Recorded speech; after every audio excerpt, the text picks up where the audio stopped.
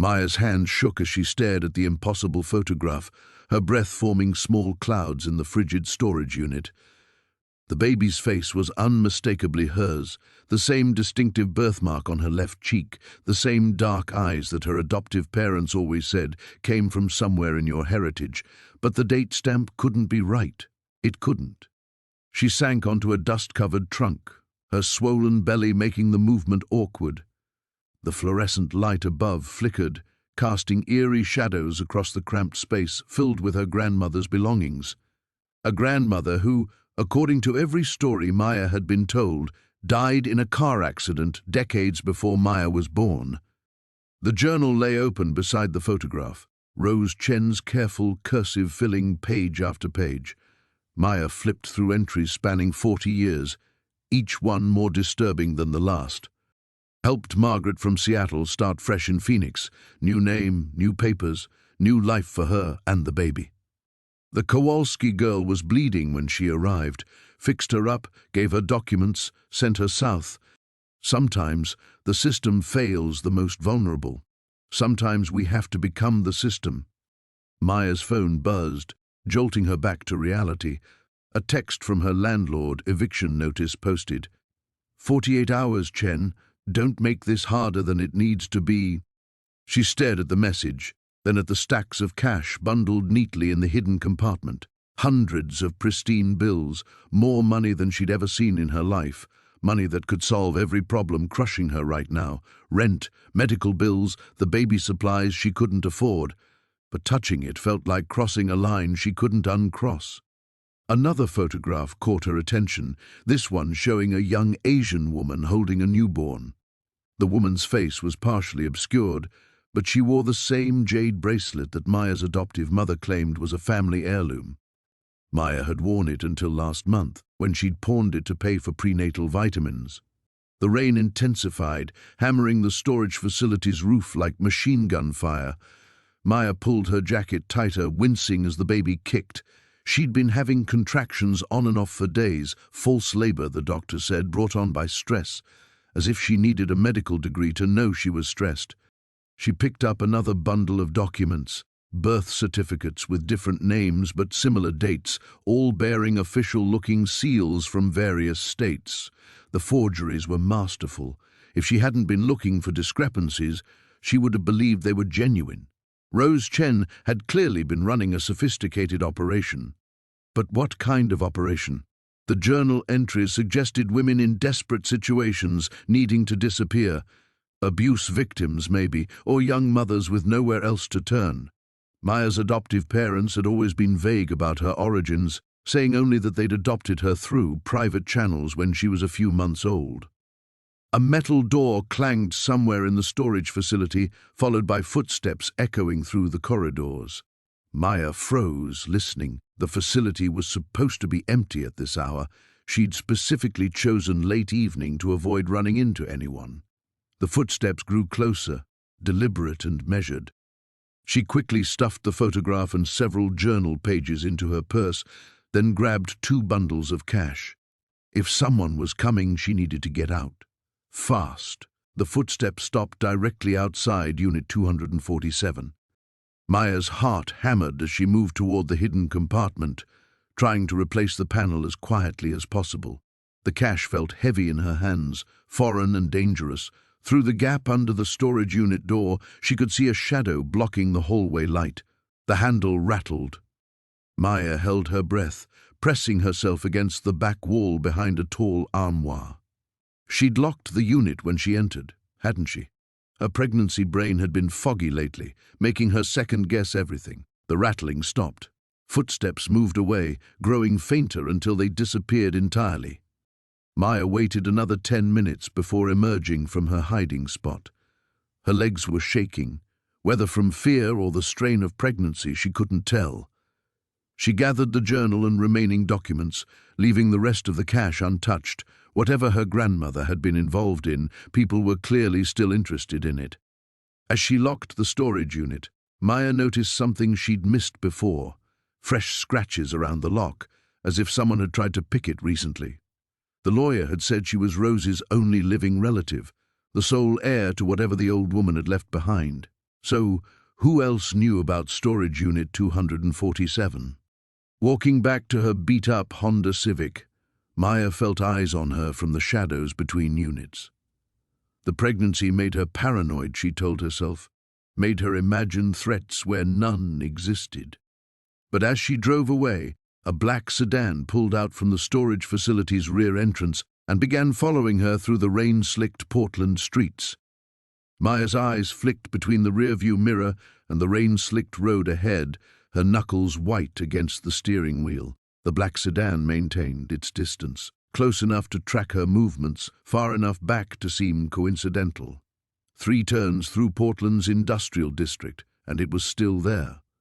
Her apartment building came into view, a converted warehouse that had seen better decades. Maya circled the block twice before the sedan finally peeled off, disappearing into the maze of side streets. She sat in her parked car for another 10 minutes, engine running, watching for any sign of movement in the shadows. The eviction notice fluttered against her door like a yellow flag of surrender. Maya tore it down and crumpled it. Though the action felt pointless, she'd already read the landlord's text. 48 hours to come up with 3 months back rent, or she'd be living in her Honda Civic with a newborn. Inside her studio apartment, Maya spread the stolen documents across her kitchen table, the same table where she'd eaten countless meals of instant ramen and painted greeting cards to sell at local coffee shops. The journal pages seemed to glow under the harsh overhead light, Rose Chen's elegant handwriting describing a world Maya had never imagined. The Yamamoto baby arrived premature, mother hemorrhaging, fixed what I could, but she didn't make it through the night. Baby healthy, though, found her a family in Oregon, good people who'd been trying for years. Maya's hand moved instinctively to her belly. She'd been painting nursery murals for wealthy families across Portland, creating whimsical forests and fairy tale castles she could never afford for her own child. $25 per square foot, cash only, no questions asked about her lack of business license. The work paid just enough to keep the lights on, but barely. She flipped through more journal entries, looking for any mention of her own adoption.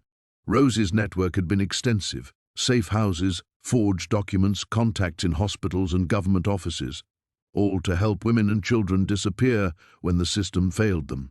The baby kicked hard, and Maya winced, placing both hands on her rounded stomach. "I know, little one. I'm scared too." Her phone rang, making her jump. The caller ID showed Marcus, her ex-boyfriend, the baby's father, calling for the first time in 3 weeks. "Maya? I heard about the eviction notice." "How did you?" She stopped herself. Marcus still lived 2 floors up with his new girlfriend. Of course he'd seen the yellow paper on her door. "Look, I know things ended badly between us, but you're having my kid. I can't just ignore that." Maya almost laughed. "You've been ignoring it pretty successfully for months. I've been thinking, maybe we could work something out. Visitation, child support, something official." The offer hung in the air like a trap. Marcus worked construction, made decent money when the weather cooperated, but Maya had learned not to depend on his promises. Too many cancelled dinners, too many excuses about why he couldn't help with doctor bills. "I'm managing fine on my own." "Are you? Because from where I'm standing, it doesn't look like—" Maya hung up and turned off her phone. She didn't need Marcus's pity or his sudden attack of conscience. What she needed was answers about the cash hidden in her purse, about the photograph that suggested her entire life story was built on lies. She opened her laptop and searched for Rose Chen's obituary. The nursing home fire had made local news: 18 residents dead, including Rose, who'd apparently had no family to claim her body. The photo showed a frail woman with Maya's same dark eyes, the same stubborn set to her jaw. Had Rose been watching her all these years? Had she known Maya was struggling, pregnant, desperate? The timing of the inheritance felt too convenient to be coincidence. Maya pulled out the bundles of cash and counted them again. $4,000, enough to buy time, maybe even a down payment on a better apartment. Money that could transform her child's future from a question mark into something approaching stability. But where had it come from? The journal entries painted Rose as a guardian angel for desperate women, But Maya knew better than most that good intentions could hide darker truths. She'd been painting long enough to understand that the most beautiful surfaces often covered the deepest cracks. Rain began falling again, pattering against her single window that looked out onto the industrial wasteland of southeast Portland. Maya made herself a cup of herbal tea and settled back at the table with Rose's journal. If someone was still interested in Storage Unit 247, she needed to understand why. She needed to know what her grandmother had really been doing and whether Maya had inherited more than just money and secrets. She turned to a fresh page in the journal, dated just 6 months ago. Her breath caught as she read the first line. Maya Chen, 7 months pregnant, eviction pending, time to make contact. Maya's hands trembled as she read the words again, certain her pregnancy-addled brain was playing tricks on her. But there it was, in Rose's careful script, her name, her exact situation, written 6 months ago when Maya had barely started showing. Maya Chen, 7 months pregnant, eviction pending, time to make contact. The entry continued. She's struggling just like her mother did. Same stubborn pride, same artistic spirit. The money I've saved should help, but she'll need more than cash. She'll need the truth, all of it. Maya's teacup slipped from her numb fingers, shattering against the floor. Hot liquid splashed across her ankles, but she barely felt it. Rose had been watching her, planning for this moment. But how could she have known Maya would be pregnant and facing eviction 6 months ago, when Maya herself hadn't known? She flipped to the next page, her heart hammering. The network is compromised. Victor's people are getting close. They know about the Portland operation. Maya needs to be ready. If something happens to me, she'll inherit everything. The money, the contacts, the responsibility. I pray she's stronger than her mother was. Maya's vision blurred. Victor? Her mother? Nothing made sense. According to her adoptive parents, her birth mother had died in a car accident. They'd never mentioned anyone named Victor or any danger. A sharp knock at her door made her jump. 3 deliberate raps, followed by silence. Maya's apartment building was full of late-night disturbances, drunk neighbors, food delivery mix-ups, domestic disputes bleeding through thin walls. But something about this knock felt different, purposeful. She approached the door carefully, peering through the peephole. A woman stood in the hallway, middle-aged with short grey hair and wearing an expensive-looking coat despite the late hour. She held a manila envelope and kept glancing toward the stairwell as if watching for someone. "Maya Chen?" the woman called softly. "My name is Dr. Sarah Mitchell. Rose sent me." Maya's blood turned to ice. Rose was dead, had been dead for weeks. "I know this is confusing," Dr. Mitchell continued. "But Rose left specific instructions. If anything happened to her, I was supposed to find you. She said you'd have questions about the journal." Maya stepped back from the door, her mind racing. This could be a trap. The same people who'd followed her from the storage unit, now using Rose's name to gain her trust. But what if it wasn't? What if Rose had anticipated this moment, planned for it like she'd apparently planned for everything else? "How do I know you really knew her?" Maya called through the door. "She told me about the jade bracelet. The one you pawned last month to buy prenatal vitamins.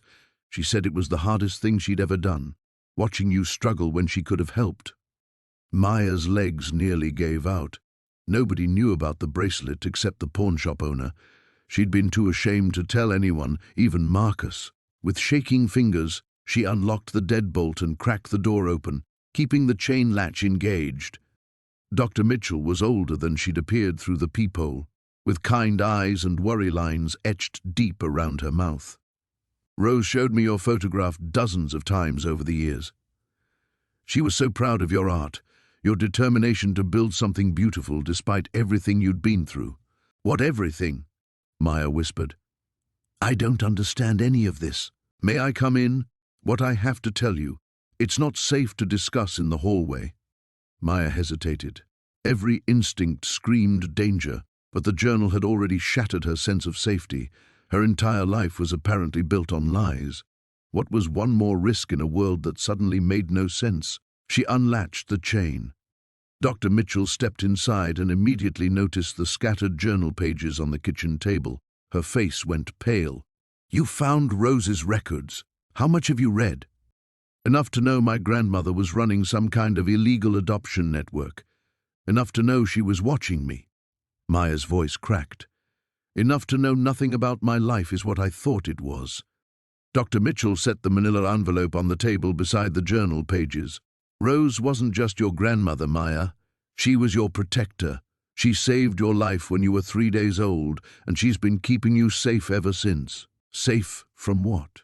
"From the people who killed your birth mother. The same people who are still looking for you." Maya sank into a chair, her hand instinctively moving to her belly. "That's impossible. My adoptive parents said she died in an accident." "Your adoptive parents believed what Rose told them. It was safer that way, for them and for you."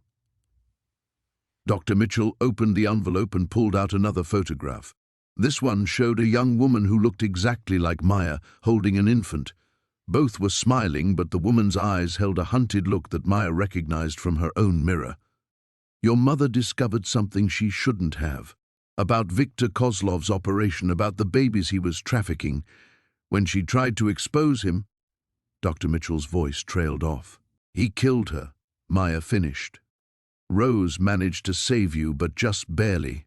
She spent the last 28 years building a network to protect women like your mother. Women like you." The baby kicked hard, as if responding to Maya's spiking adrenaline. "What does he want with me now?" "You're the only witness left who could connect him to your mother's murder. He thought you were dead until recently." Dr. Mitchell leaned forward. "Rose's death wasn't an accident, Maya. The nursing home fire was arson." Maya stared at the photograph of her birth mother, seeing her own future reflected in those frightened eyes. She had a choice to make: run and spend the rest of her life hiding, or stay and fight with the weapons Rose had left her. She looked at the journal, the cash, the evidence of her grandmother's 40-year war against men like Viktor. "Tell me everything," she said. Dr. Mitchell's words hung in the air like smoke, choking and inescapable. Maya stared at the photograph of her birth mother, a woman whose name she didn't even know, and felt the walls of her small apartment closing in. "I can't," Maya whispered, pushing the photograph away. "I can't do this, Maya." "No," she stood abruptly, her chair scraping against the floor. "You want me to believe my entire life is a lie, that some Russian gangster killed my mother and now wants to kill me, that my sweet old grandmother was running some vigilante operation?" Her voice rose with each word. "I'm 7 months pregnant, Dr. Mitchell. I'm about to be evicted. I can barely afford groceries, let alone fight some international criminal." Dr. Mitchell remained seated, her expression patient but urgent. "Rose left you more than just money, Maya. She left you a network of people who can help." "Help with what? Getting myself killed?" Maya paced the small space between her kitchen and bed, her hands pressed against her lower back. The baby had been restless all day, responding to her stress with constant movement. "I'm not some action hero.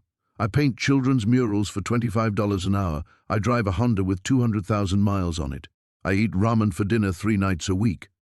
She stopped at the window, staring out at the rain-soaked industrial landscape.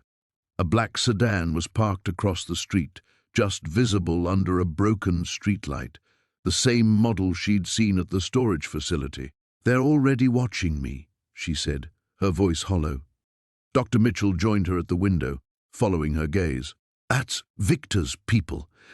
They've been tracking you since you visited the storage unit." Maya's knees buckled. She gripped the windowsill for support as the reality hit her.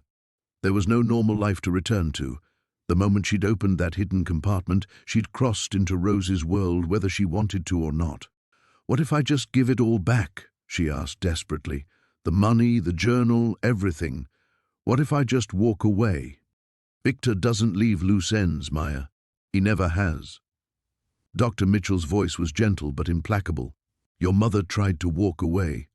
She thought if she stayed quiet, if she never spoke about what she'd seen, he'd leave her alone." Maya thought about the photograph. Her mother's haunted eyes, the way she held baby Maya like she was already saying goodbye. How long did she have after she tried to leave? 3 weeks. The number hit Maya like a physical blow. 3 weeks. Less time than she had left in her pregnancy. She pressed her hand against the baby's movements, feeling kicks against her ribs that seemed increasingly frantic, as if her child could sense the danger closing around them. "I don't know how to do this," she whispered. "I don't know how to be what Rose wants me to be." "Rose didn't want you to be anything but yourself," Dr. Mitchell said. "She spent 28 years building something that could protect you when this moment came. The safe houses, the forged documents, the contacts in law enforcement. It's all yours now." Maya looked at the journals scattered across her kitchen table, at the evidence of her grandmother's secret war. Each page represented lives saved, women and children pulled back from the brink. But it also represented 40 years of looking over her shoulder, 40 years of sleeping with one eye open. "What about my baby?" Maya's voice cracked. "What kind of life is this for a child?" "A living one," Dr. Mitchell said simply. "Which is more than Victor will give either of you if you try to run." Maya closed her eyes, feeling the weight of inevitability settling around her like chains. She'd grown up believing she was ordinary, an adopted child whose biggest challenges were paying rent and finding gallery space for her art. Now she was supposed to become some kind of underground railroad operator, helping desperate women while dodging international criminals. "I'm scared," she admitted. "Good. Fear will keep you alive." Dr. Mitchell moved back to the table and pulled out another document from her envelope. "This is a list of Rose's contacts, people who've been waiting years to help you when the time came." Maya stared at the names, addresses scattered across multiple states. Doctors, lawyers, social workers, all part of Rose's network, all ready to risk their own safety for a cause Maya barely understood. The baby kicked again, harder this time, and Maya gasped at the intensity. False labor, stress-induced contractions. The doctor had warned her about this. But looking at the sedan outside her window, feeling the weight of her inheritance, she wondered if anything in her life would ever be stress-free again. "How do I know who to trust?" she asked. Dr. Mitchell met her eyes. "You start by trusting Rose. She kept you safe for 28 years. She wouldn't have left you defenseless now." Maya picked up the photograph of her birth mother one more time, studying the woman's face for any hint of the courage she'd need to survive what was coming. She found none, but maybe that was the point. Maya set the photograph down with steady hands, the trembling finally gone. Something had shifted inside her, not courage exactly, but a cold clarity that cut through her fear like winter air. "What's the first step?" she asked. Dr. Mitchell's eyebrows lifted slightly, as if she hadn't expected Maya to reach this decision so quickly. "We get you out of here, tonight. Victor's people are watching, but they won't expect you to move this fast." Maya looked around her tiny apartment, at the easel in the corner holding her latest painting, at the second-hand furniture she'd carefully arranged to make the space feel like home, at the stack of unpaid bills on her counter. 24 hours ago, this cramped room had represented her entire world. Now it felt like a prison she was about to escape. "Where do I go?" Rose maintained safe houses in 12 cities. The closest one is in Salem, about an hour south. A woman named Elena runs it. She's been part of the network for 15 years. Dr. Mitchell pulled a set of keys from her coat pocket. "These are for a Toyota Camry parked 3 blocks east of here. Clean plates, full tank, completely untraceable." Maya stared at the keys, their weight somehow heavier than the $2.3 million she'd found in Rose's hiding place. Taking them meant abandoning everything familiar, stepping into a world where her grandmother's enemies became her own. "What about my things, my art supplies, my—" "Leave it all. Victor's people will search this place the moment you're gone. Anything you take with you becomes a liability." Dr. Mitchell's voice softened. "I know how hard this is. Rose went through the same thing when she first started helping women disappear. She told me the hardest part wasn't the danger, it was learning that safety sometimes means leaving everything behind." Maya's hand found her belly again, feeling the steady rhythm of kicks that had become her constant companion. Her baby would be born into this hidden world of false names and safe houses, would grow up learning to look over their shoulder before other children learned to tie their shoes. But they would grow up. That was what mattered. The money, Maya said suddenly. I can't carry duffel bags full of cash. Dr. Mitchell smiled for the first time since entering the apartment. Rose thought of that too. She produced a debit card from her envelope. Bank account in the name of Sarah Martinez, one of your new identities. The cash has already been deposited, along with funds from other sources. You'll never have to worry about money again, Maya. Rose made sure of that. Sarah Martinez. Maya turned the name over in her mind, testing how it felt. In a few hours, Maya Chen would cease to exist. Her art, her apartment, even her pregnancy would become someone else's story. How long do I have to pack? 20 minutes. Just essentials, clothes, medication, anything you absolutely can't replace. Dr. Mitchell moved to the window and peered out at the sedan. They're not moving yet, but that won't last. Victor's been searching for you for too long to be patient now. Maya began pulling clothes from her dresser, stuffing them into a canvas bag she'd used for art supplies. Each item felt like a small goodbye. The vintage sweater she'd found at a thrift store, the jeans that had finally stretched enough to accommodate her growing belly, the sneakers that had carried her through countless Portland streets. At the bottom of her dresser drawer, her fingers found the ultrasound photo from her last doctor's appointment. The baby's profile was clearly visible, the curve of a tiny nose, the suggestion of lips, hands curled near a face that might look like Maya's, or like the birth mother she'd never known. Are there doctors in Salem? Maya asked, sliding the ultrasound into her back pocket. I'm supposed to have weekly checkups now. Dr. Rebecca Torres. She delivered 3 babies for women in the network last year. Dr. Mitchell checked her watch. We need to move. Maya zipped her bag closed and took one last look around the apartment. The journal pages were still scattered across her kitchen table, chronicling 40 years of Rose's secret war. Part of her wanted to pack them too, but Dr. Mitchell was right. Anything that connected her to Maya Chen was dangerous now. The storage unit, Maya realized. What happens to everything else Rose left there? It's already been cleaned out. Elena's team moved everything to a secure location this afternoon. Dr. Mitchell opened the apartment door and listened for sounds in the hallway. The vintage furniture, the photographs, even the hidden compartment. It's all waiting for you when you're ready. Maya shouldered her bag and followed Dr. Mitchell into the hallway. Behind them, her apartment door swung shut with a soft click that sounded like a coffin closing. They descended the stairs in silence, Maya's sneakers squeaking against linoleum that had seen better decades. At the building's rear exit, Dr. Mitchell paused. Once we step outside, there's no going back, she said. Maya Chen dies tonight. Are you ready for that? Maya thought about the baby kicking against her ribs, about her birth mother's haunted eyes, about Rose's 40-year fight against men who treated women and children like commodities. I'm ready, she said, and meant it.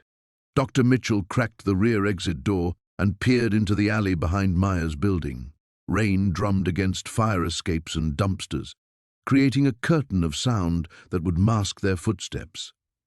But it would also hide the approach of anyone following them. Stay close, Dr. Mitchell whispered. The car is parked on Burnside, but we're taking the long way.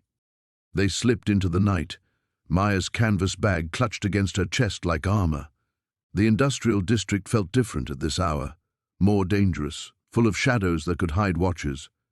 Every parked car became a potential threat, every doorway a place for ambush. Maya's sneakers splashed through puddles as they navigated the maze of back streets. The baby seemed to sense her elevated heart rate, responding with restless movements that made walking difficult.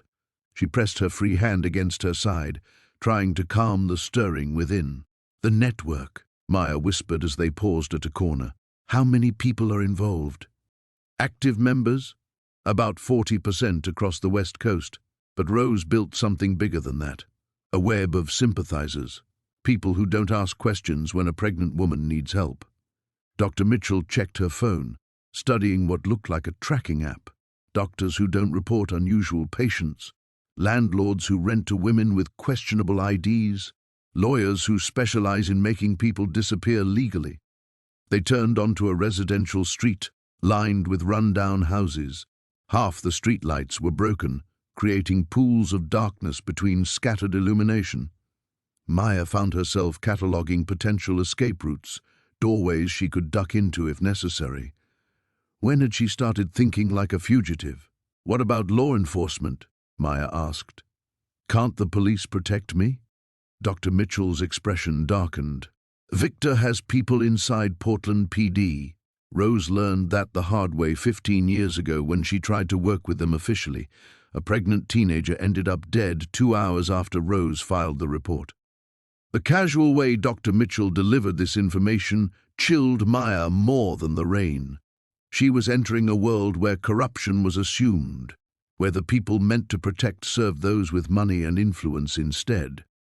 They reached Burnside Street, and Dr. Mitchell pointed to a silver Toyota Camry parked under a dead streetlight. "That's yours. Elena's address is programmed into the GPS, along with 3 alternate routes in case you're followed." Maya stared at the car that would carry her into her new life. It looked ordinary, the kind of vehicle that would blend into traffic without drawing attention. She wondered how many other desperate women had driven Rose's cars toward uncertain safety. What happens to Dr. Mitchell after tonight? Maya realized she was thinking like a strategist now, considering how her actions would affect others in the network. "I have my own protocols."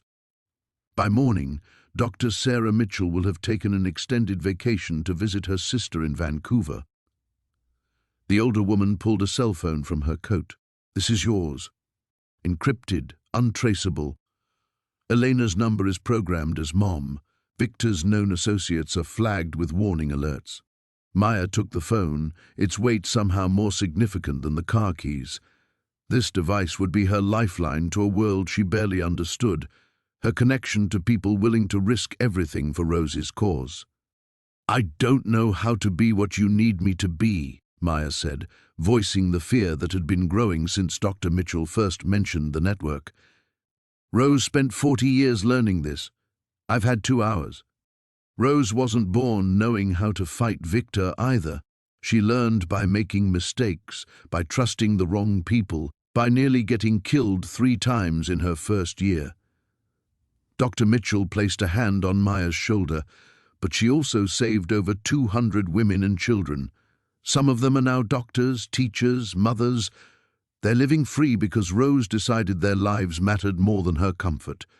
A car turned onto Burnside, its headlights sweeping across their position. Both women stepped deeper into the shadows, waiting for it to pass. Maya's heart hammered against her ribs as she recognized the sedan from outside her apartment building. "They're searching," Dr. Mitchell breathed. "We need to separate now." Maya fumbled with the car keys, her hands shaking again. The sedan slowed as it passed her apartment building, then continued down the street. But it would circle back. Victor's people were methodical. "Elena will explain the rules when you reach Salem," Dr. Mitchell said urgently.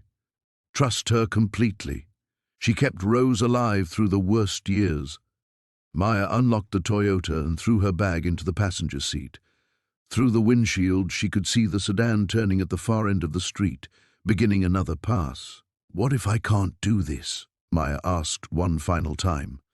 Dr. Mitchell was already backing away, preparing to disappear to the network that had sheltered her for years. "Then you'll learn, just like Rose did.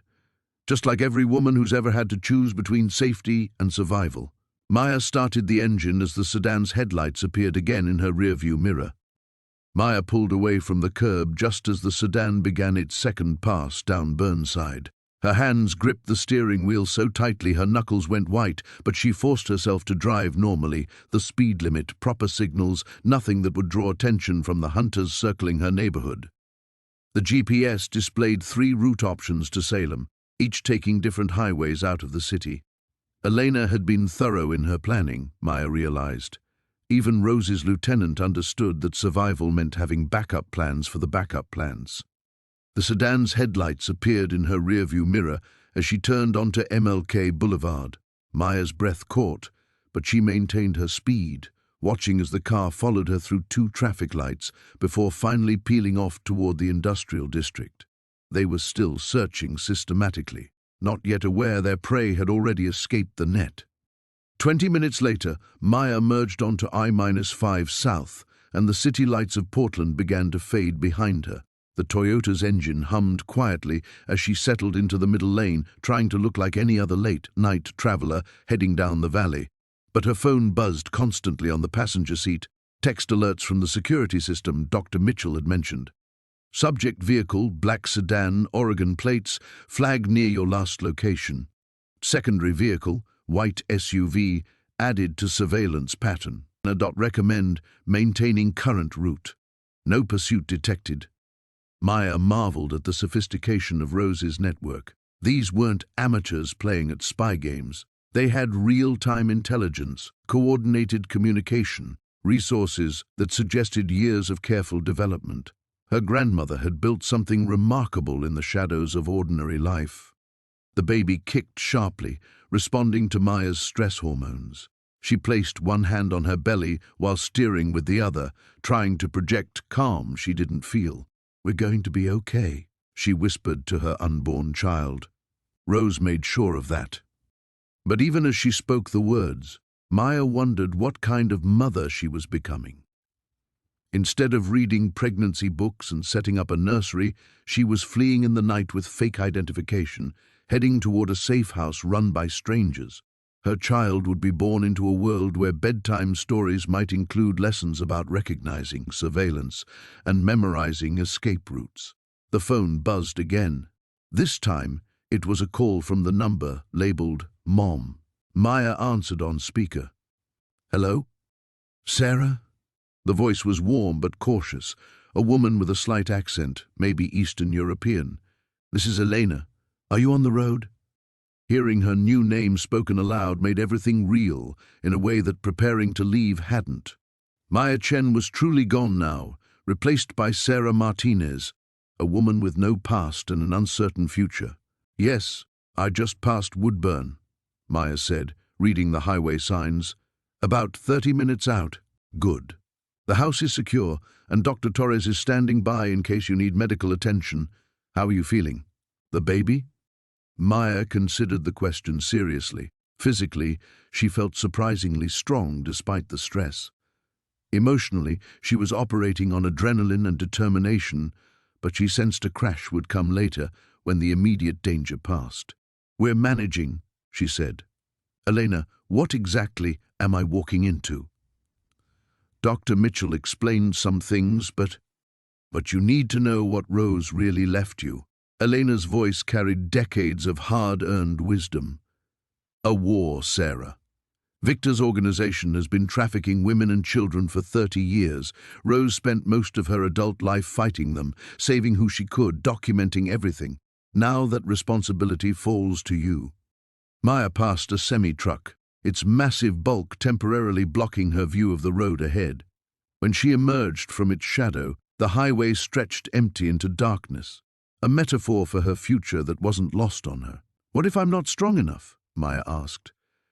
"I'm about to have a baby. I can barely take care of myself." Rose asked herself the same question every day for 40 years, Elena replied. "The answer isn't about being strong enough. It's about being unwilling to let evil win through your inaction. The women Victor's people kidnap, the children who disappear into his network, they don't have the luxury of waiting for someone stronger to save them." Maya thought about the photographs in Rose's journal, faces of women who could have been her, mothers desperate to protect children they'd never see grow up. Each rescue represented a family kept together, a life salvaged from the machinery of human trafficking. "Tell me about the house," Maya said, needing something concrete to focus on. "What should I expect?" "It's an old farmhouse, 10 minutes outside Salem proper. Looks ordinary from the road, but Rose had it modified over the years. Safe room in the basement, multiple exit routes, communication equipment that would impress the FBI. Elena's voice carried a note of pride. 3 other women are there now. 2 who recently escaped trafficking situations, 1 who's been with us for 6 months learning to rebuild her life. The GPS announced Maya's exit approaching. Below the highway, Salem spread across the valley floor, its lights twinkling like earthbound stars. Somewhere in that constellation was the house where she'd begin learning to be the person Rose needed her to become. "Take the next exit," Elena's voice guided her through the speaker. "Then follow the GPS to Orchard Heights Road. I'll meet you at the gate." Maya navigated off the highway, her headlights cutting through rural darkness that felt deeper than the city night she'd left behind. The roads narrowed as she climbed into hills dotted with farmhouses, their windows glowing like isolated beacons. Her phone showed no cell towers nearby, another layer of Rose's careful planning. The GPS directed her down a gravel driveway, marked only by a rusted mailbox. Maya's heart hammered as she approached what looked like an ordinary two-story farmhouse, white clapboard siding weathered by decades of Oregon rain. But as her headlights swept the property, she caught glimpses of modifications Elena had mentioned. Security cameras disguised as decorative fixtures, motion sensors hidden among garden plantings, windows that reflected light in ways suggesting bulletproof glass. A woman emerged from the front porch before Maya could park. Elena was smaller than expected, maybe 60 years old, with silver-streaked hair pulled into a practical ponytail. But her movements carried the alertness of someone accustomed to danger, and her eyes scanned the driveway behind Maya's car before approaching. "Welcome home," Elena said, as Maya climbed stiffly from the Toyota. "How was the drive?" "Terrifying," Maya admitted, "and enlightening. Your security network is incredible." Elena smiled grimly. "Rose learned early that information saves lives. Come inside, the others are waiting to meet you." Maya grabbed her canvas bag and followed Elena toward the house. The front door required 2 different keys and a numerical code, but Elena's movements were so practiced she barely paused. Inside, Maya found herself in a living room that could have belonged to any rural family. Comfortable furniture, family photographs, a stone fireplace crackling with warmth. But the family photographs showed dozens of different women and children, faces Maya now recognized as rescued victims building new lives. And the basement door she glimpsed down a hallway was reinforced steel disguised as painted wood. "Sarah, meet your housemates," Elena said, leading Maya into the kitchen, where 3 women sat around a scarred wooden table. The introductions blurred together in Maya's exhausted mind. Anna, 19 and 8 months pregnant, who'd escaped a trafficking ring in Seattle 3 weeks ago. Carmen, mid-20s with burn scars on her arms, learning computer programming after spending 2 years in captivity. And Beth, the 6-month resident Elena had mentioned, who looked like she could be Maya's sister if Maya had grown up learning to watch for predators in every shadow. "Rose saved all of us," Anna said quietly, her hands protective over her swollen belly. "Elena says she saved you too, in a way." Maya sank into an empty chair, feeling the weight of the day finally catching up with her. "I'm still trying to understand what she saved me from, or what she saved me for." "Both," Elena said, filling a kettle for tea. "Victor's people would have found you eventually. Your birth records were too clean, your placement too convenient. Rose knew they'd come looking when she died, so she made sure you'd be ready." Carmen leaned forward, studying Maya's face. "You have her eyes, Rose's eyes, same determination hiding behind the fear." "I don't feel determined," Maya confessed. "I feel lost." "Good," Beth said unexpectedly. "Determination comes from being lost first. Rose told me that during my first week here, when I wanted to run back to the streets rather than learn to trust anyone." Elena placed steaming mugs around the table, the ritual domestic and comforting despite the circumstances. "Rose left detailed instructions for your training, Sarah. But first, you need to understand what you're really fighting." She disappeared into an adjoining room and returned with a laptop and several manila folders thick with documentation. Maya's blood chilled as Elena opened the first folder, revealing photographs of young women that could have been taken at any shopping mall or college campus, except for the terror in their eyes.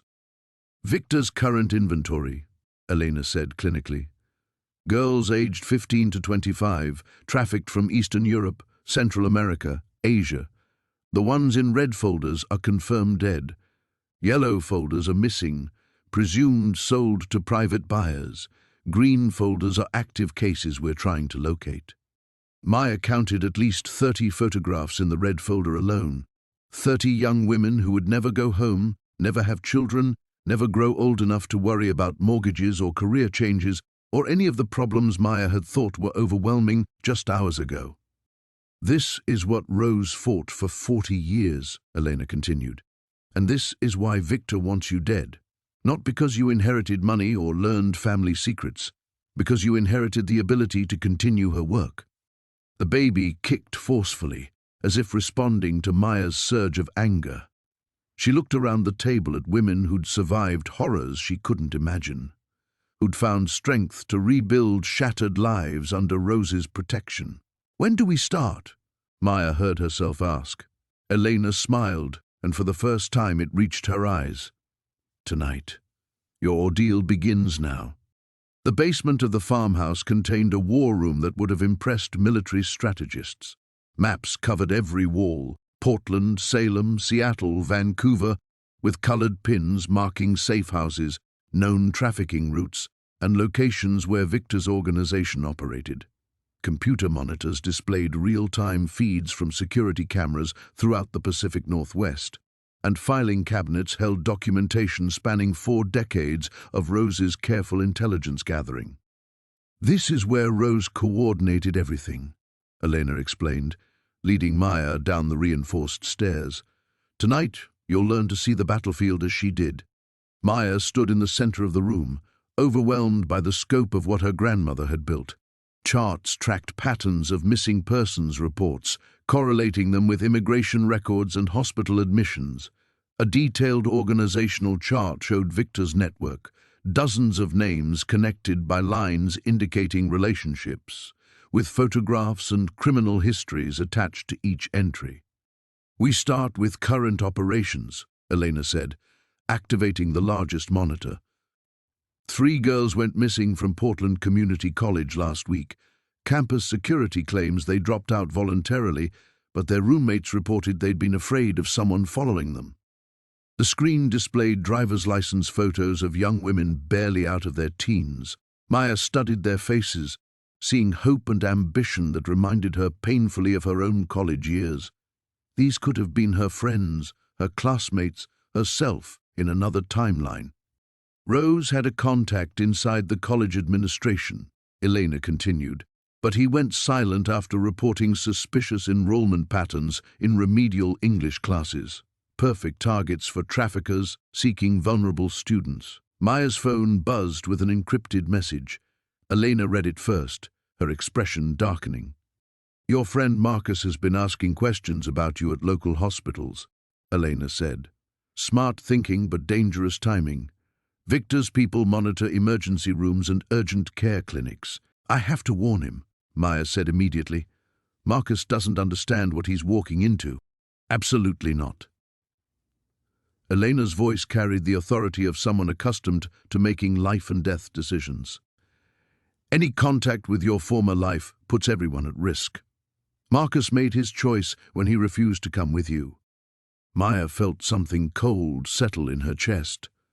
The isolation she'd feared was already beginning, not just physical separation from Portland, but the severing of emotional connections to everyone she'd cared about.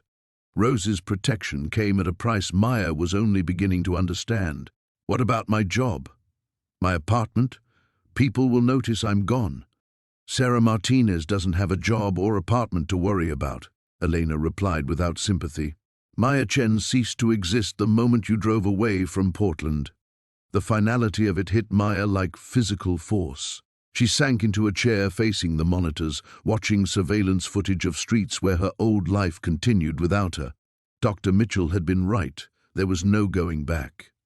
Every choice from here forward would take her deeper into Rose's shadowy world. Anna appeared at the top of the stairs, her face pale with distress. "Elena, you need to see the news." They climbed back to the main floor where Anna had turned on a local television station. The reporter stood in front of Maya's apartment building, crime scene tape visible behind her. "Explosion occurred around midnight," destroying 2 units and damaging several others.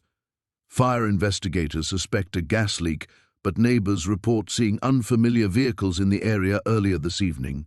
No injuries have been reported, though 1 tenant remains unaccounted for.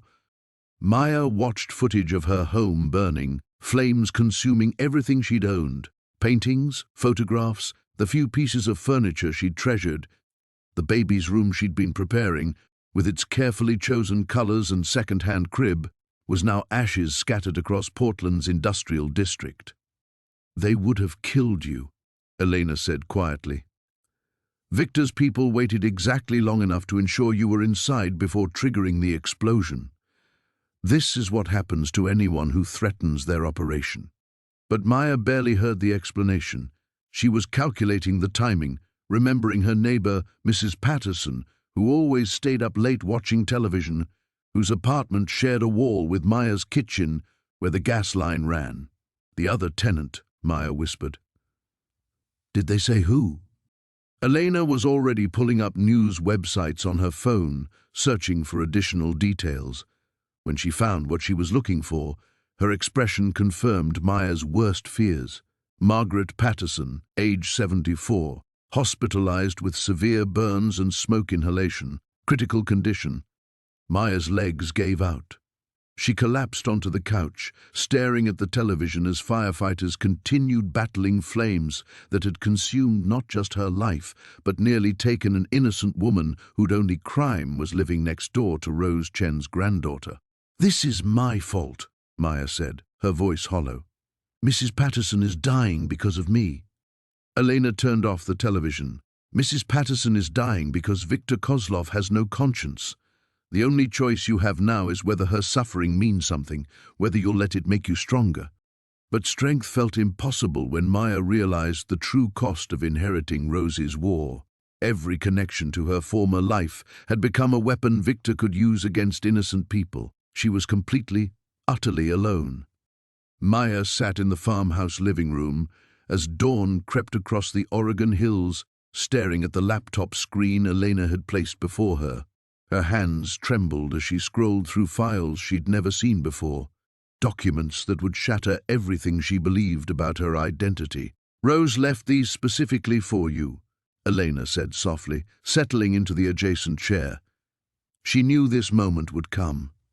The first file contained Maya's supposed birth certificate from Portland General Hospital, dated March 15, 1995, but beneath it lay another document, a hospital record from Mercy General in Sacramento, showing the birth of Maya Chen on March 15, 1980, 15 years earlier. "That's impossible," Maya whispered. "I'm 28, not 43. Elena opened another folder, revealing a photograph that made Maya's blood freeze. It showed a young woman who looked exactly like Maya, holding an infant in a hospital bed. The date stamp read, March 1980. The woman's face was identical. Same dark eyes, same delicate bone structure, same small scar above the left eyebrow that Maya had gotten falling off her bike at age 7. Except Maya had never fallen off a bike at age 7. She'd never owned a bike. "Who is this?" Maya's voice barely registered above a whisper. "Your mother," Elena said.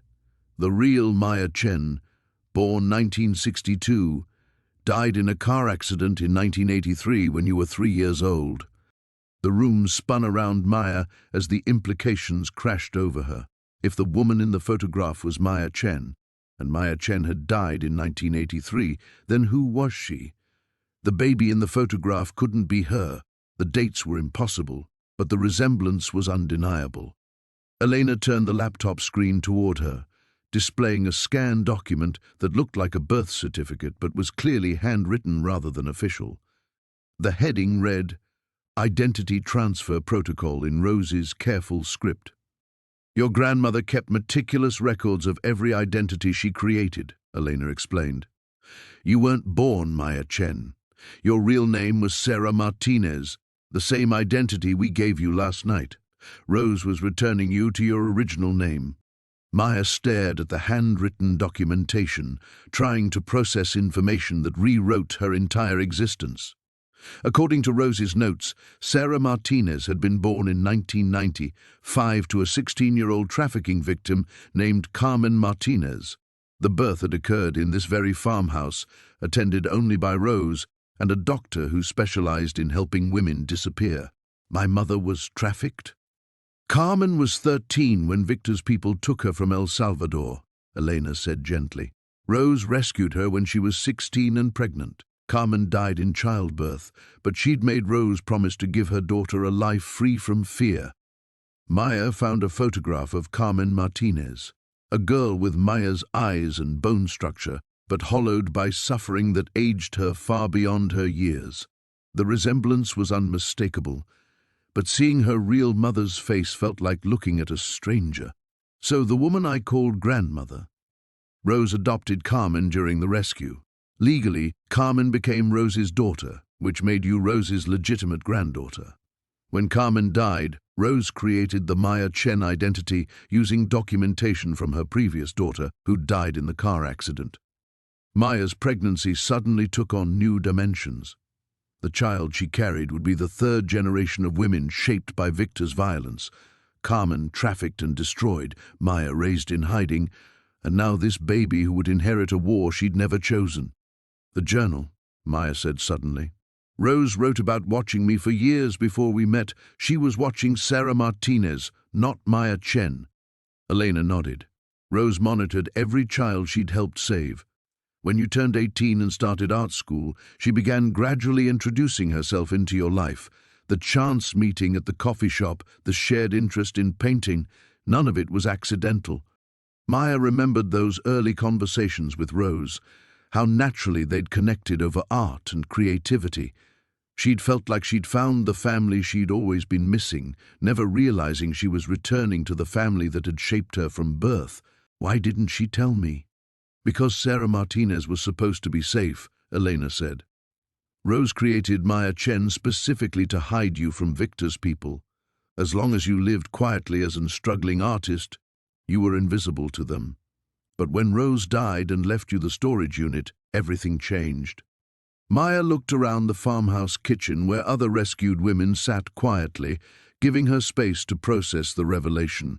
These were her real family. Women who'd survived Victor's network, children born free because of Rose's intervention, identities carefully crafted to hide daughters and mothers from the machinery of human trafficking.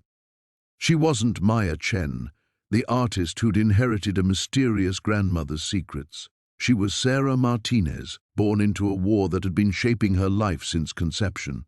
The storage unit, the money, the documentation, all of it had been her birthright, waiting for her to become old enough to claim it.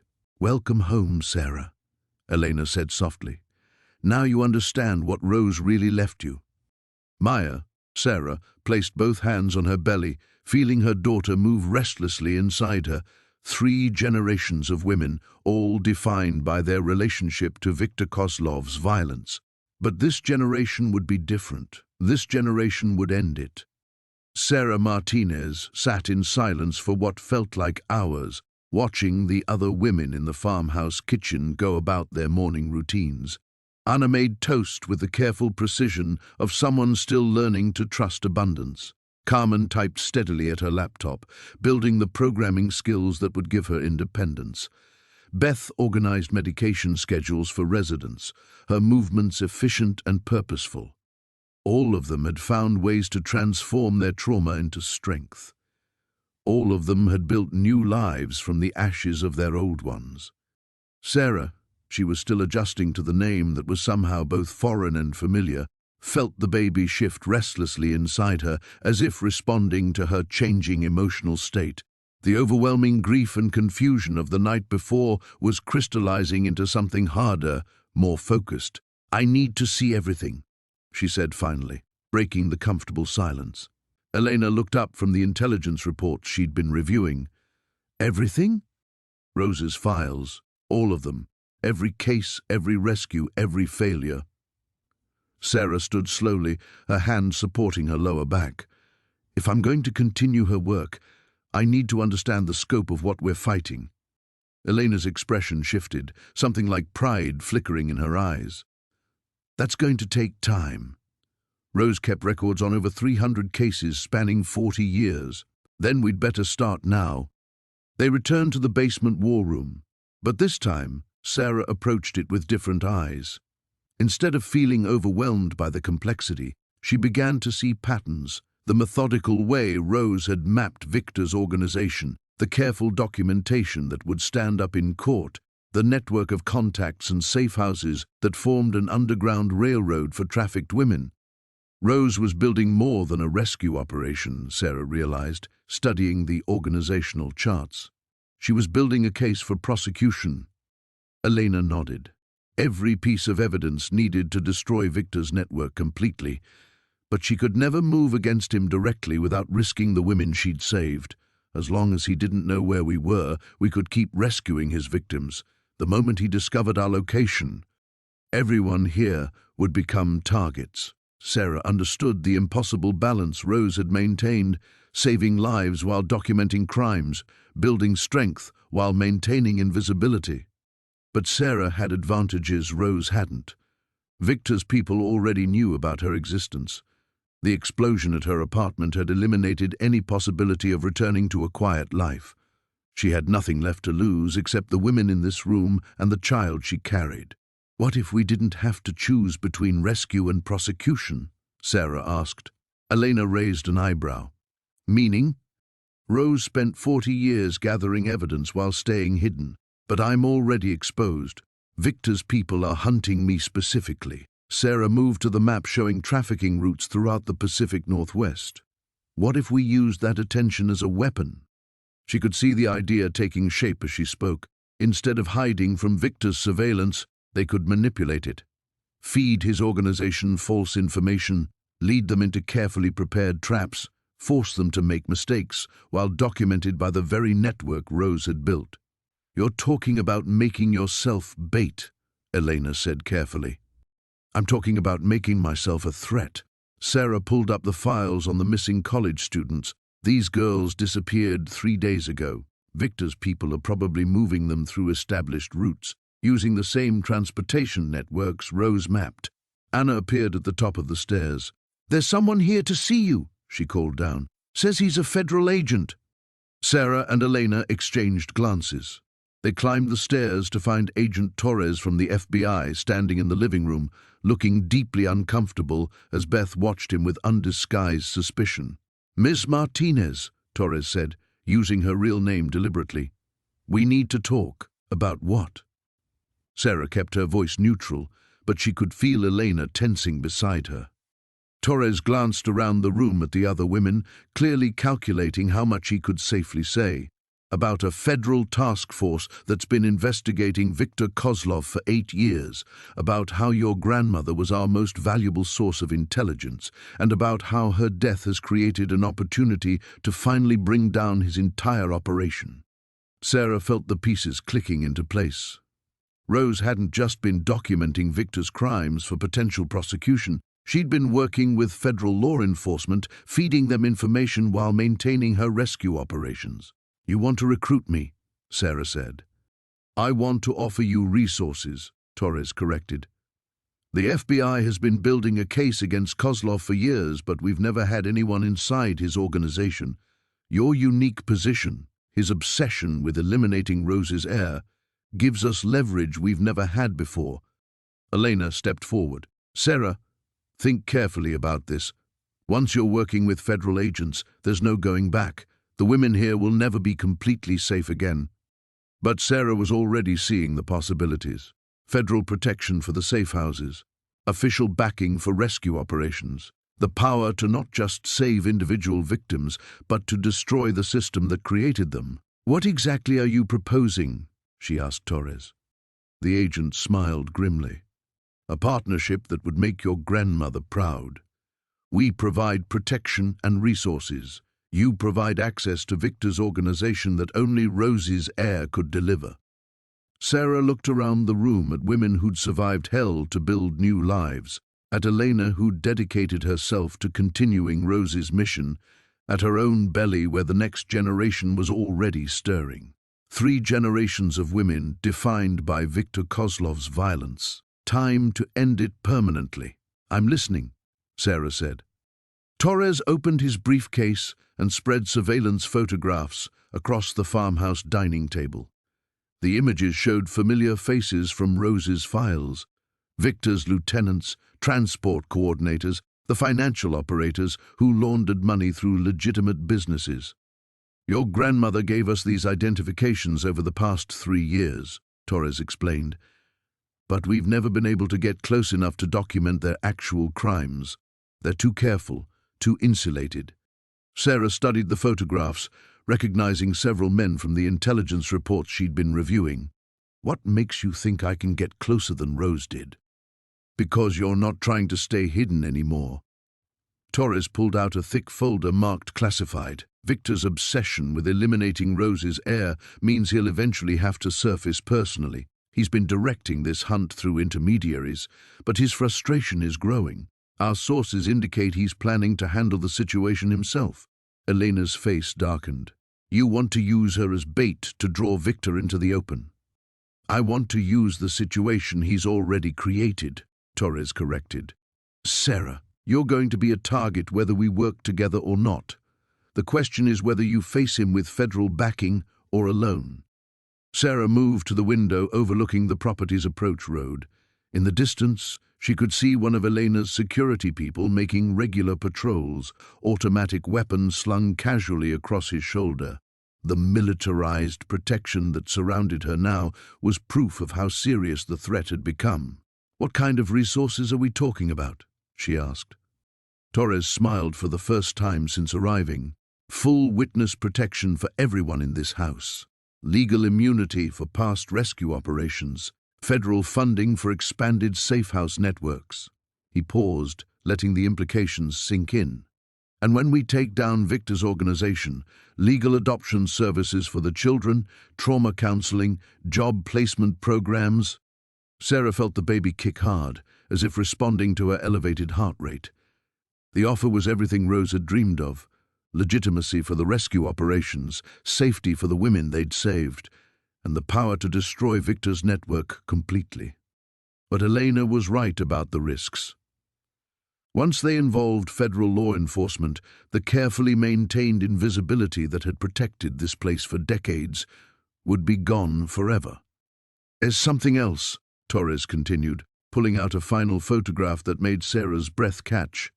It showed a young woman with dark hair and frightened eyes, standing beside a man whose face matched Victor's surveillance photos. Maya Chen, 22 years old, taken from a college campus in Seattle 4 days ago. Sarah stared at the photograph, her mind reeling. Chen? Rose's birth name was Chen before she married. We believe Victor specifically targeted this girl because of her surname. He thinks she might be connected to your family. Torres's voice carried grim satisfaction. He's getting desperate, making mistakes. This is our opportunity. Elena moved closer to examine the photograph. Where is she now? Unknown. But we have 3 potential locations based on trafficking patterns your grandmother helped us identify. Torres spread out a map showing routes through Oregon and Washington. With Sarah's help, we could intercept the transport before Amelia disappears permanently. Sarah felt the weight of decision settling on her shoulders. An innocent woman was suffering because Victor had mistaken her for a relative. Meanwhile, federal agents were offering resources that could save hundreds of future victims. But accepting their partnership would mean abandoning the careful, invisible work that had defined Rose's legacy. Instead of quietly rescuing individuals, they'd be engaging in open warfare against an organization that had survived decades of law enforcement pressure. If I agree to this, Sarah said slowly, what guarantees do I have that the women here will be protected? Full federal protection, Torres replied immediately. New identities if needed, relocation assistance, ongoing security support. And if something goes wrong? If Victor's people discover this location before we can move against him? Torres's expression sobered. Then we'll face the consequences together. But Sarah, doing nothing guarantees that more women like Amelia will disappear. Victor's network is expanding. Without intervention, the trafficking operation will continue growing. Sarah thought about Mrs. Patterson, hospitalized because she'd lived next door to Maya Chen, about Carmen Martinez, who'd died at 16 giving birth in this very house, about Amelia Chen, who was suffering somewhere because her surname had attracted Victor's paranoid attention. All of them casualties in a war they'd never chosen to join. "I need conditions," Sarah said finally. "Full tactical briefings before any operation. Veto power over strategies that endanger the women here. And Elena maintains operational control of the safe houses." Torres nodded. "Agreed." Sarah looked around the room one final time, at Anna organizing her schoolwork, at Carmen coding solutions to help other trafficking victims, at Beth managing medical supplies with the dedication of someone who understood suffering. Rose had built something beautiful here, but beauty alone couldn't stop Victor's violence. "Then let's bring him down," Sarah said. Torres wasted no time.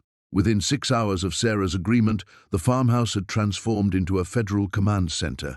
Communications equipment appeared in the basement alongside Rose's carefully organized files. Technical specialists installed encrypted satellite links and surveillance monitoring systems. The peaceful refuge Elena had maintained for years now hummed with the controlled urgency of a military operation. Sarah found herself at the center of preparations that felt simultaneously empowering and terrifying. Federal analysts briefed her on Victor's known psychological patterns, his operational preferences, the specific ways his paranoia had shaped 40 years of criminal enterprise. They spoke about him like a force of nature that could be predicted and channeled, but never truly controlled. "The key is understanding his obsession with family lineage," explained Dr. Rebecca Walsh, a behavioral specialist who'd flown in from Quantico. "Victor believes bloodlines carry inherent threats.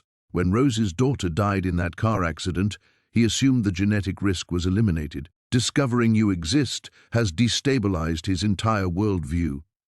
Sarah studied transcribed communications between Victor's lieutenants, intercepted phone calls that revealed growing desperation in his organization. The careful discipline that had protected his network for decades was fracturing under pressure. Men who'd followed orders without question were now making independent decisions, taking unnecessary risks. "He's losing control," Sarah realized. "The hunt for me is destroying his organization from within." Dr. Walsh nodded approvingly. "Which creates opportunities. Desperate people make mistakes. We can exploit those mistakes to locate Amelia Chen and gather evidence for prosecution." Elena watched the federal preparation with visible unease. She'd spent years maintaining the invisible security that kept rescued women safe, and the sudden visibility felt like exposure to mortal danger. But even she couldn't argue with the resources Torres brought. Medical specialists for trauma counseling, legal experts preparing immunity agreements, security personnel who understood trafficking operations from the enforcement side.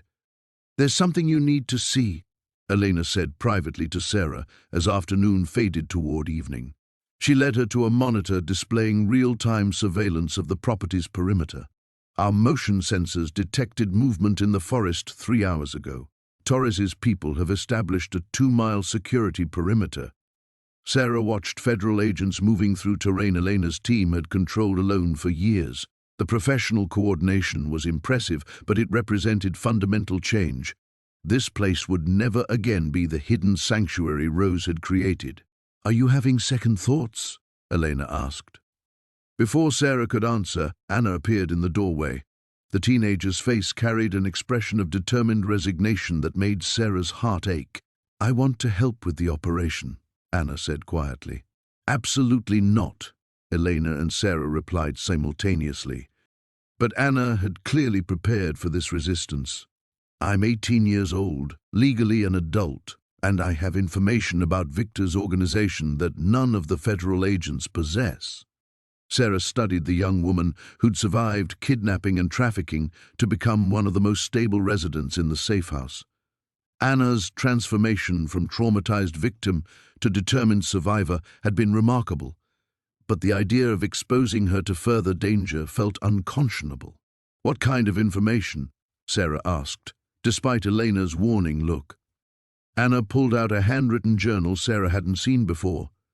I kept detailed notes about the house where I was held. The guards, schedules, the transportation patterns, conversations I overheard. Her voice remained steady despite the obvious emotional cost of remembering.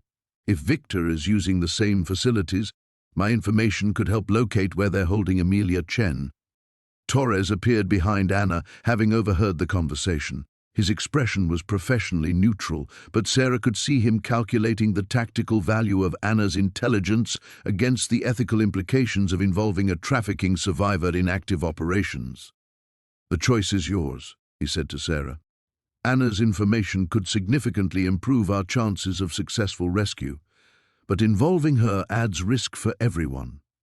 Sarah felt the weight of command settling on her shoulders in ways Rose had never prepared her for. Every decision would carry life-or-death consequences for women who'd already survived more trauma than anyone should endure. The federal partnership offered unprecedented resources, but it also demanded unprecedented risks. The baby kicked sharply, as if responding to Sarah's elevated stress. She placed both hands on her belly, thinking about the child who would inherit the consequences of choices made in the next few hours. "Show me your notes," Sarah said to Anna finally. "All of them. Then we'll decide together how to proceed." As Anna opened her journal, revealing pages of careful observations recorded during her captivity, Sarah understood that the final test had truly begun. Everything Rose had built, everything Elena had protected, everything they hoped to achieve, all of it balanced on decisions that had to be made in the next few hours. The hunt for Victor Kozlov was about to become open warfare, and Sarah Martinez, 7 months pregnant and weeks away from giving birth, would be leading the charge into battle. Anna's journal revealed details that made even the federal agents exchange grim glances, floor plans sketched from memory, guard rotations timed during sleepless nights, conversations overheard through thin walls that revealed the brutal efficiency of Victor's operation. "This warehouse," Anna pointed to a detailed drawing, her finger steady despite the tremor in her voice. "They called it the staging facility. Girls stayed here 3 to 5 days before transport, always near water. I could hear foghorns." Torres leaned forward, studying the precise architectural details Anna had committed to memory. "This matches satellite imagery of a facility in Astoria. We've suspected it for months, but never had confirmation." Sarah felt the pieces clicking into place with terrifying clarity. Victor's desperation had led him to accelerate operations, using familiar facilities instead of establishing new ones. Anna's intelligence could guide them directly to where Maya Chen was being held. "How many guards?" Dr. Walsh asked gently, her psychological training evident in the careful phrasing. 6 during day shifts, 4 at night. But there's a shift change at 11 p.m., 20 minutes when only 2 men patrol the entire facility. Anna's clinical recitation of horrors survived, made Sarah's chest tighten. "The holding rooms are in the basement. Soundproof, no windows." Elena had been studying the tactical implications with growing concern. "This isn't a rescue mission anymore," she said to Torres. "You're planning a full assault on an active trafficking facility." "We're planning to save lives," Torres replied firmly. "Maya Chen has been missing 4 days. Every hour we delay increases the probability she'll disappear permanently into Victor's network." Sarah moved to the window, watching federal agents position surveillance equipment in trees Rose had planted decades ago. The familiar landscape now bristled with technology designed to detect and eliminate threats. Everything had changed irreversibly. The baby kicked hard, and Sarah pressed her hand against her belly, feeling the child respond to her elevated stress. In 3 months, she would be responsible for protecting a helpless infant in a world where Victor Kozlov's paranoia had already destroyed multiple generations of women. "There's something else," Anna said quietly, her voice carrying a weight that made everyone turn. "In the final days before I escaped, Victor visited the facility personally. He was different from his men. Quieter, more dangerous." Sarah felt ice forming in her chest. "What did he say?"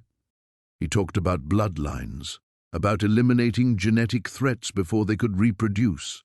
Anna's clinical composure finally cracked, tears streaming down her face.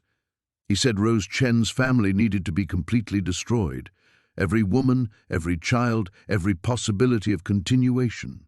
The room fell silent except for the electronic hum of federal communications equipment. Sarah understood with crystalline clarity that this had never been about money or territory or traditional criminal enterprise. Victor's obsession with her family represented something deeper, a pathological need to control and eliminate threats that existed only in his paranoid imagination. "He's going to be there," she said with absolute certainty. "At the Astoria facility. If Amelia Chen is being held because of her surname, Victor will want to question her personally." Torres nodded grimly. "Our psychological profile suggests the same conclusion. This represents our best opportunity to capture him directly." Elena stepped closer to Sarah, her protective instincts overriding tactical considerations. "You're 7 months pregnant. You cannot participate in an armed assault on a trafficking facility." But Sarah was already seeing the larger picture with a clarity that surprised her. Victor's desperation had created an opportunity that might never come again. Federal resources combined with Anna's intelligence could accomplish what Rose had never been able to achieve, complete destruction of the network that had terrorized multiple generations. "I won't be going in with the assault team," Sarah said carefully.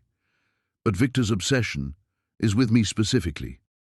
If he knows I'm nearby, it might draw him into making fatal mistakes." Dr. Walsh consulted her behavioral analysis files. Psychological pressure could definitely force him into tactical errors, but the risk to you would be enormous.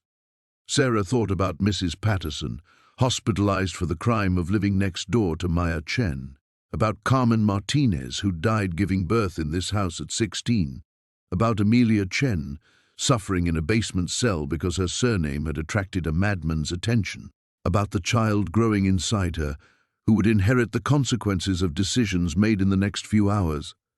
"Victor has spent 40 years hunting women in my family," Sarah said finally. "Tonight, we reverse that dynamic. Tonight, we hunt him." Torres was already reaching for encrypted communication equipment to coordinate the federal response. Elena began calculating security protocols for protecting the safe house during the operation. Anna closed her journal with the quiet determination of someone who'd survived hell to help others do the same. But Sarah stood at the window, watching darkness fall across landscape Rose had chosen for its isolation and safety, understanding that everything was about to change forever. The final confrontation with Viktor Kozlov would happen within hours, and one way or another, 40 years of violence against her family would end tonight. The convoy left the farmhouse at midnight, headlights cutting through darkness that had once meant safety but now felt like exposure. Sarah sat in the passenger seat of Torres's SUV, watching Elena's silhouette disappear in the side mirror as they pulled away from the only sanctuary she'd known since discovering Rose's legacy. "Second thoughts?" Torres asked, his voice carefully neutral. Sarah pressed her hand against her belly, feeling the baby's restless movements, every second. "But that doesn't change what needs to happen." The plan was elegant in its simplicity. Federal agents would position themselves around the Astoria warehouse while Sarah remained at a secure distance, her presence known but protected. Victor's obsession with eliminating Rose's bloodline would draw him into the open, away from the tactical advantages of his fortress-like facility. But simplicity, Sarah had learned, was often where everything went wrong. Her secure phone buzzed with a message from Elena. 3 vehicles left the forest road 30 minutes after you departed. We're being watched." Sarah showed the text to Torres, who immediately contacted his tactical team. The response crackled through encrypted radio, confirmed.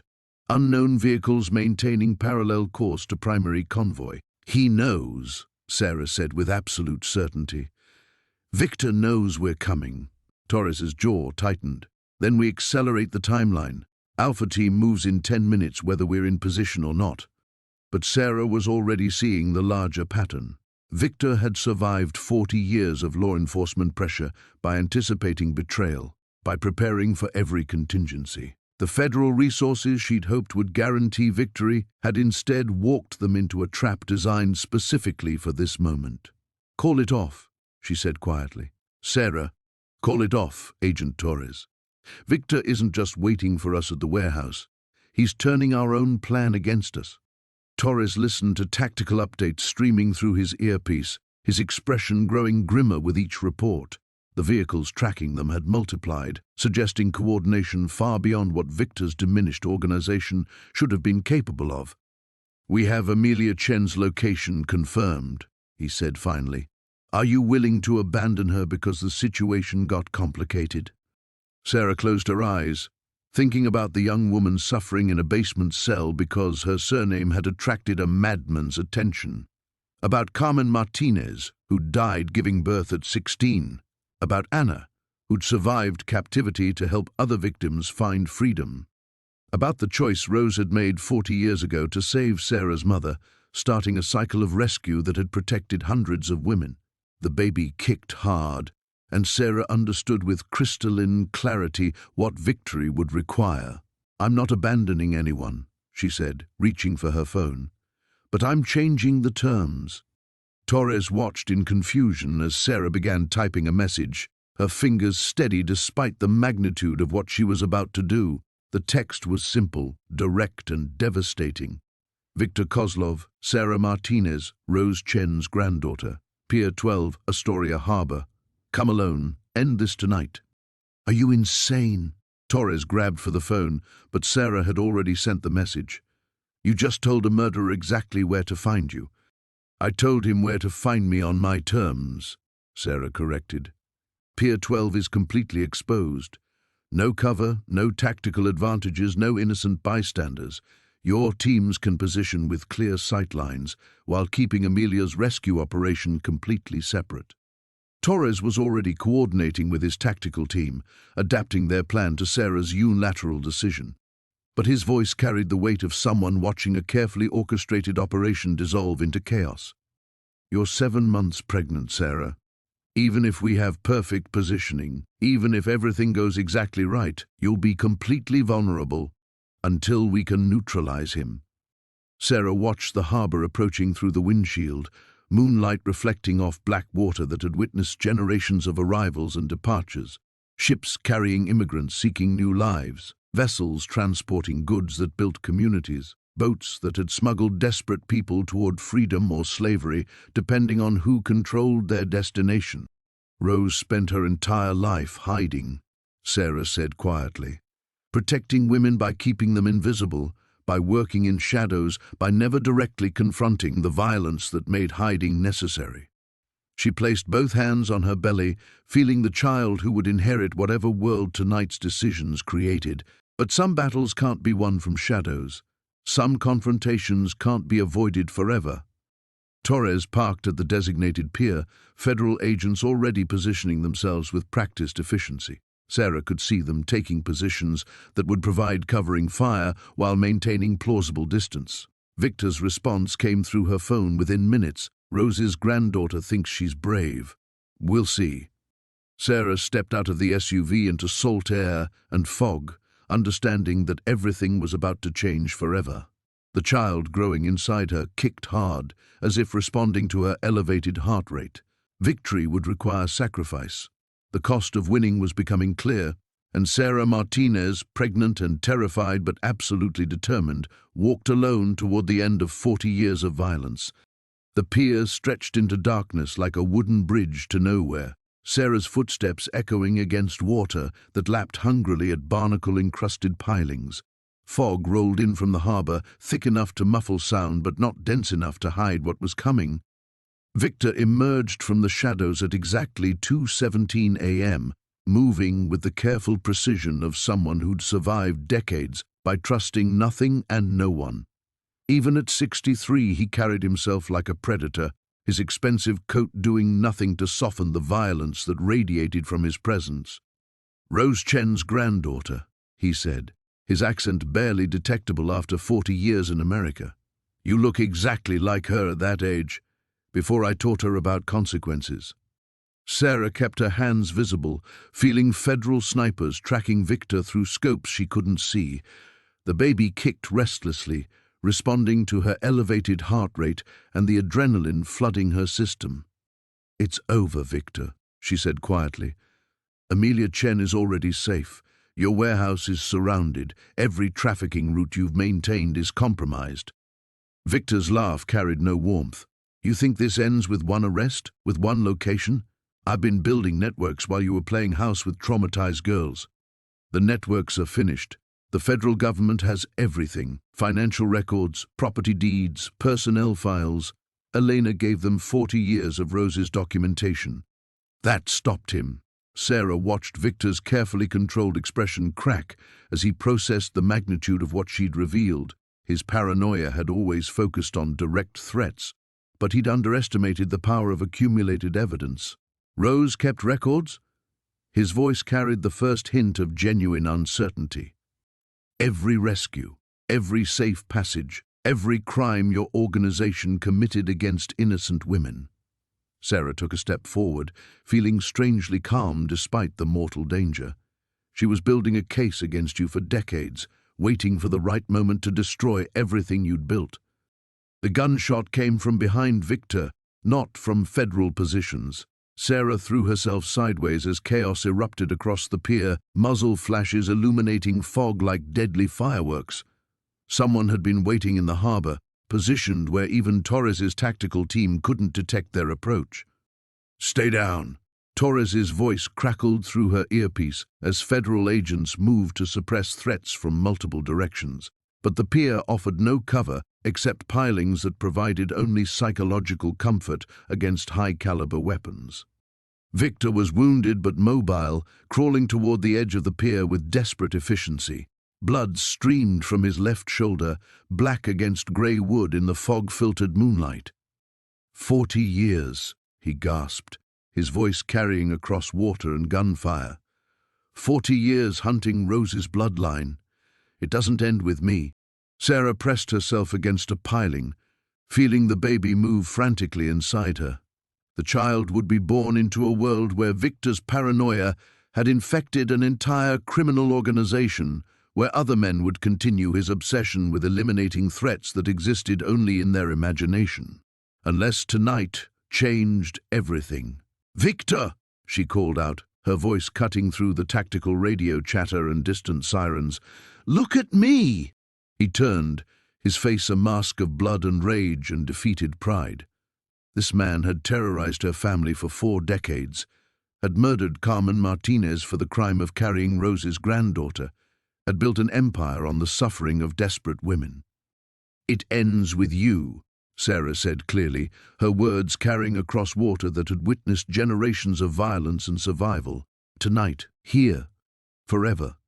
The final gunshot came from Agent Torres, positioned 40 yards away with a clear line of sight. Victor Kozlov's body hit the pier with a sound like timber settling, then slipped into black water that closed over him without ceremony. Sarah remained against the piling for several minutes, feeling her heart rate slowly return to normal as federal agents secured the scene. The baby had stopped moving frantically, settling into the rhythmic kicks that meant everything was okay. Torres reached her first, his tactical vest making him look bulkier in the fog. "Are you hurt? Any injuries?" "I'm fine." Sarah accepted his help standing, surprised by how steady her legs felt. "Maya Chen? Safe. Rescued 20 minutes ago without incident." Victor's remaining men surrendered when they realized he wasn't coming back. Sarah looked out at the harbor where Victor had disappeared, understanding that something fundamental had shifted in the universe. The man who'd haunted her family for generations was gone. The networks he'd built would collapse without his paranoid leadership. The cycle of violence that had claimed Carmen Martinez and threatened countless other women was finally broken. But victory felt different than she'd expected. Quieter, more like exhaustion than triumph. "What happens now?" she asked Torres, as federal vehicles converged on the pier, their headlights cutting through fog like lighthouse beams. "Now you go home," he said simply. "You raise your child. You help Elena continue Rose's work, but openly this time, with federal support instead of federal opposition. Sarah placed both hands on her belly, feeling the life growing inside her, the child who would inherit a world finally free from Victor Kozlov's violence. The pier stretched empty behind them, leading nowhere and everywhere at once. 3 weeks later, Sarah stood in Rose's kitchen watching Elena teach Anna how to make proper coffee, their voices mixing with the sound of morning rain against windows that no longer needed to stay perpetually curtained. The house felt different now, lighter somehow, as if decades of accumulated tension had finally dissipated into the Oregon hills. "You're holding the pot wrong," Elena was saying patiently, her protective instincts now channeled into domestic instruction rather than constant vigilance. Rose always said coffee was about respect for the beans. Anna laughed, a sound that still surprised Sarah with its genuine warmth. The woman who'd survived Victor's captivity was discovering pieces of herself she'd thought were permanently lost. "In the facility, we got instant coffee when we got anything at all. This feels like luxury." Sarah's phone buzzed with a text from Torres. Final arrests completed. 16 facilities shut down across 4 states. Network completely dismantled. She showed the message to Elena, who nodded with quiet satisfaction. Victor's paranoia worked against him in the end, Elena observed. His need to personally control everything meant when he died, the organization had no succession plan. The baby kicked hard against Sarah's ribs, and she winced, shifting in Rose's old rocking chair.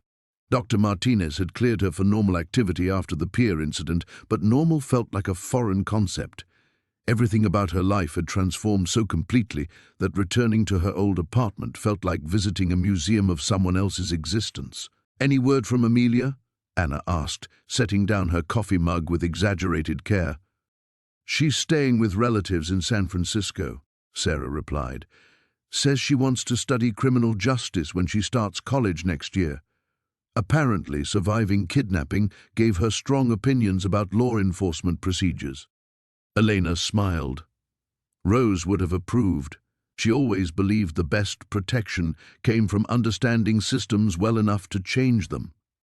Sarah looked around the kitchen where Rose had planned 40 years of rescues, where Carmen Martinez had given birth to Sarah's mother, where Elena had maintained careful records of women who'd found safety through an underground network that should never have been necessary. "I keep thinking about what Torres said," Sarah admitted, "about raising my child openly, without hiding. I don't know how to do that." "None of us do," Elena said gently. "But that's what makes it worth learning."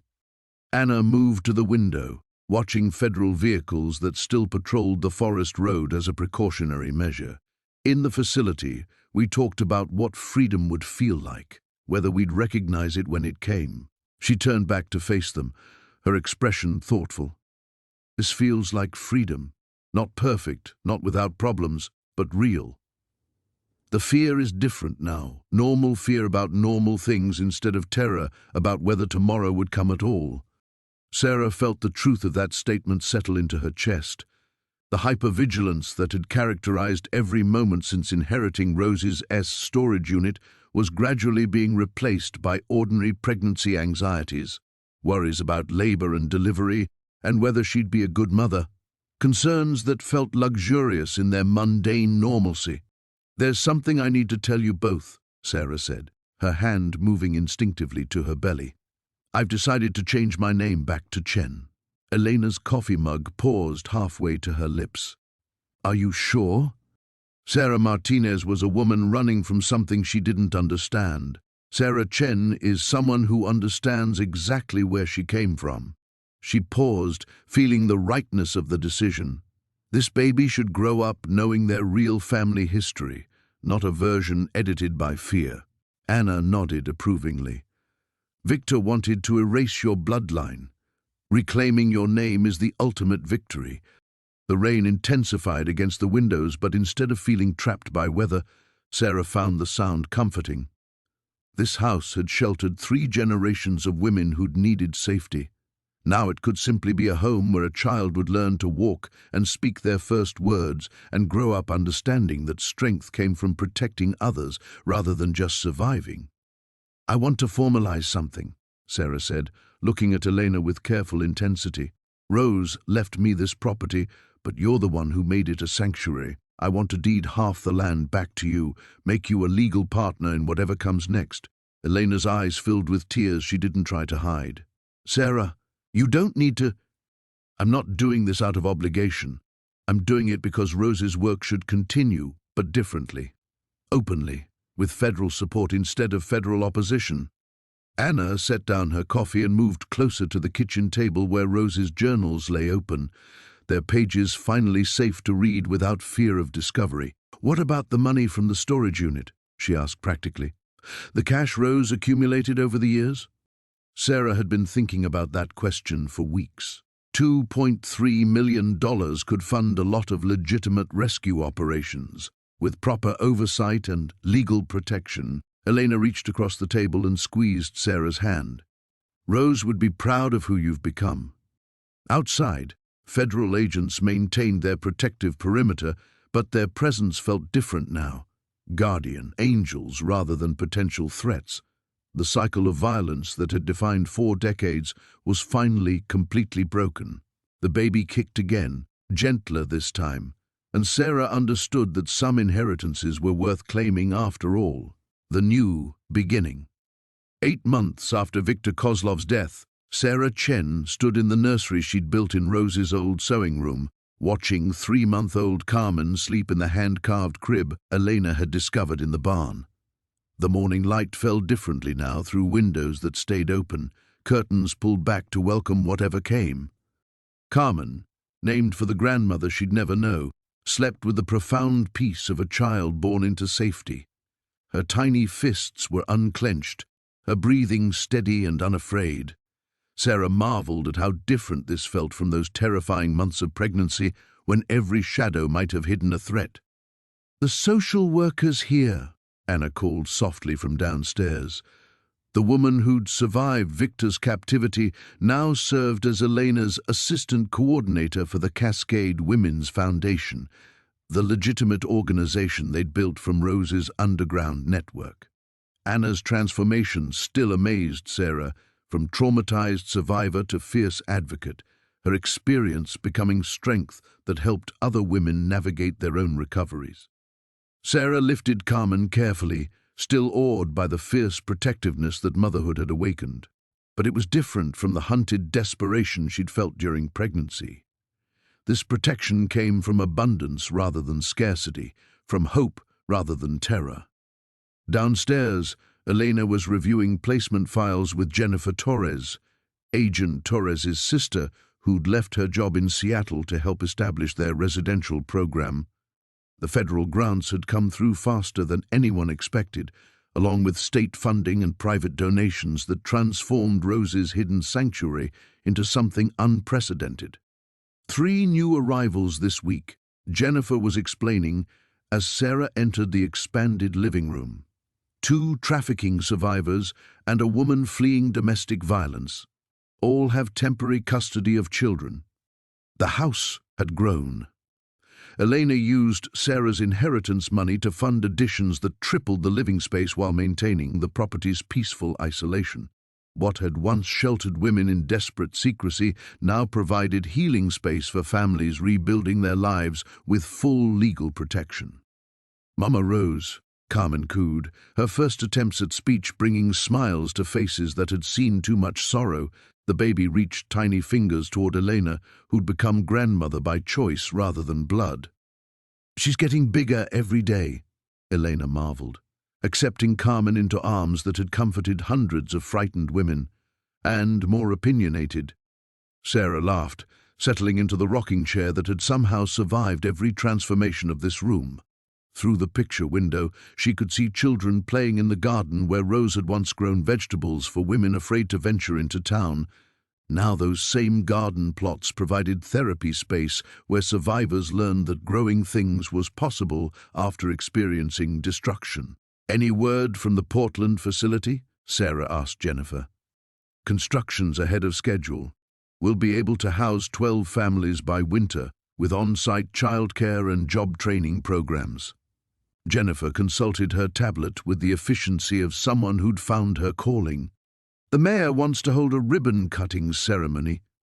Sarah shook her head in wonder. A year ago, she'd been facing eviction from a studio apartment, unknown and unnoticed. Now politicians wanted photo opportunities with the woman who'd exposed a 40-year trafficking conspiracy and transformed the investigation into a blueprint for victim services nationwide. Strange how visible we've become, Elena observed, echoing Sarah's thoughts.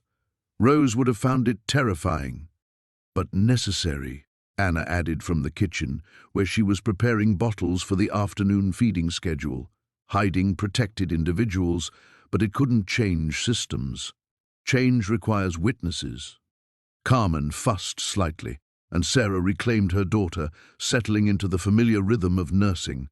The intimacy still amazed her, this perfect trust between mother and child, uncompromised by fear. Carmen would grow up knowing exactly who she was, where she came from, and why her heritage mattered. "I have something to show you," Elena said, producing a letter from the stack of daily correspondence. "It's from Maya Chen." Sarah read with growing delight. Amelia was thriving in her criminal justice program, interning with a San Francisco organization that provided legal services to trafficking survivors. Her letter described classes, friendships, and a future that stretched bright and unafraid. "She wants to spend Christmas here," Sarah told the group. "Says she needs to see where it all began." "The dining room table seats 14 now," Elena replied practically. "We could invite everyone who helped. Torres, Dr. Martinez, some of the women who've moved on to independent housing." Sarah imagined the scene, Carmen sleeping in someone's arms, while survivors shared stories of rebuilding, federal agents enjoying Elena's cooking, children laughing in rooms that had once echoed with whispered plans and careful fears. The transformation felt miraculous. Outside, a delivery truck approached the main house, supplies for the expanded facility arriving openly in daylight because there was nothing left to hide. Sarah watched through windows that framed a future instead of threatening it, holding her daughter close, surrounded by family she'd chosen and been chosen by. Carmen's breathing deepened into sleep, and Sarah understood with perfect clarity that this was victory, not the dramatic confrontation on a fog-shrouded pier, but this quiet morning full of ordinary plans and extraordinary peace. Some inheritances, she reflected, were worth every moment of terror they'd cost to claim.